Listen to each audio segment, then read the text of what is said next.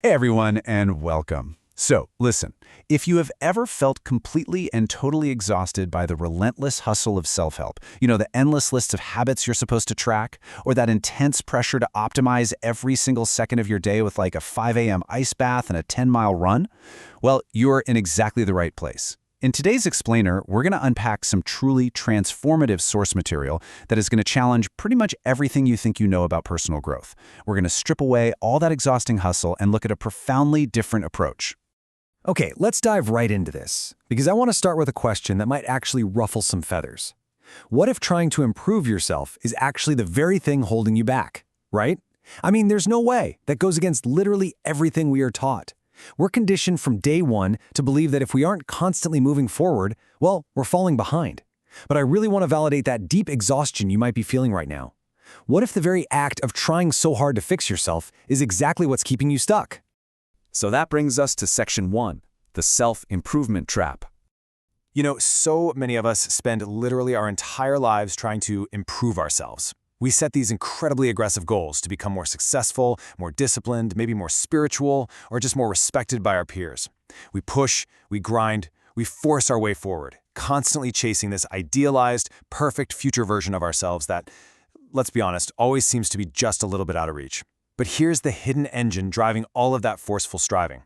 While self-improvement seems super positive on the surface, it almost always starts with this deeply rooted kind of toxic core belief: I am not good enough.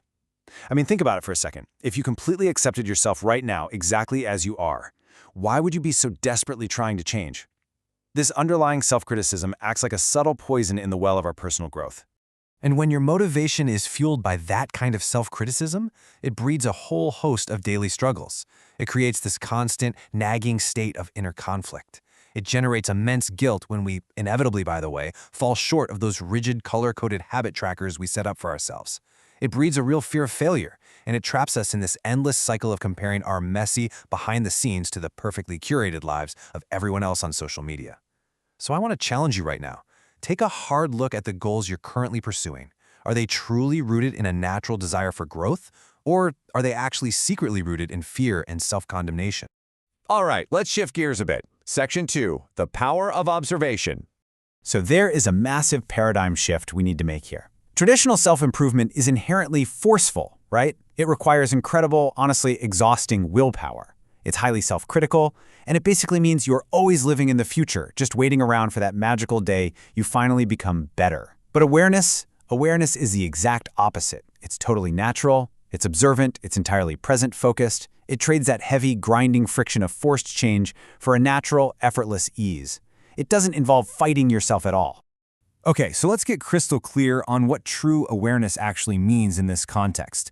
Awareness is simply observing yourself exactly as you are, with complete honesty, completely without judgment, without trying to justify your actions, and absolutely without self-condemnation. It is the simple, radical act of just seeing your thoughts, your emotions, your habits, fears, and desires. Now, pay attention to what isn't in that definition. It does not demand perfection. Actually, scratch that. It doesn't even ask you to become someone different. It literally just asks you to look. So how does this actually work in the real world? Let's walk through the everyday mechanics of this practice. You basically use it by letting simple observation act as the ultimate weapon against your own inner dragons. When you practice awareness, you recognize anger rising up in your chest before it actually dictates what you say or do. You notice fear, and instead of running away or burying it deep down, you just watch it. You observe your own jealousy, like when your coworker gets that promotion you really wanted, and you do it without pretending you're somehow too enlightened to feel jealous. You see your ego without jumping up to defend it, and you understand your desires without becoming a slave to them. You just watch them pass by, almost like clouds drifting across the sky. And guys, this is where the magic happens. This is the ultimate anti-hustle rhetoric. Silent observation naturally brings understanding. And that understanding itself, that is what creates transformation. Real change doesn't happen because you white-knuckled your way through some grueling 30-day boot camp. Real change happens completely naturally when you simply and clearly see yourself exactly as you are, underneath all that conditioning and all those heavy societal expectations. Observation is infinitely more powerful than judgment. Moving right along to Section 3, living in the present. This mindset fundamentally changes our relationship with time itself. Think about it. A person who is constantly trying to become something is a person who fundamentally lives in the future. If you are always striving to fix yourself, you are subtly whispering to yourself that your current life just isn't worth living yet. That striving literally robs you of today. On the flip side, a person who is fully aware lives entirely in the present. True awareness yanks you directly out of that imaginary future and firmly grounds you right here, right now, in the literal only moment that actually exists. And when you firmly anchor yourself in the present moment, this beautiful, natural chain reaction kicks off. Because your mind is no longer constantly at war with itself, it naturally becomes calm. Your decisions, they clear right up because they aren't totally clouded by future anxieties.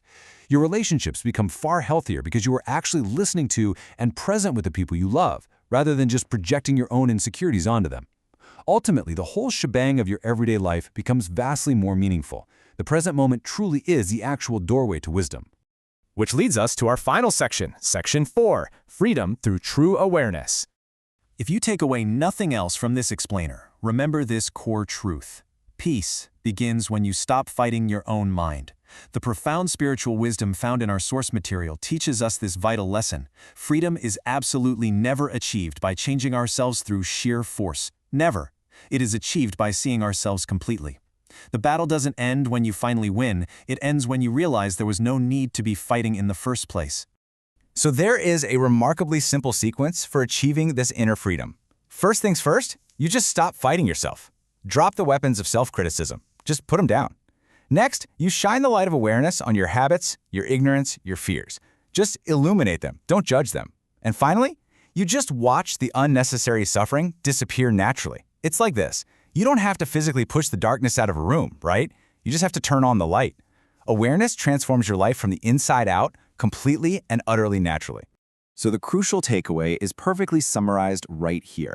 Don't strive to become a better person by fighting yourself. Become fully aware of yourself and transformation will happen naturally. Awareness is the beginning of wisdom, peace, and true freedom. Hearing that is just an incredible relief, isn't it? You can finally put down that incredibly heavy burden of constant self-improvement.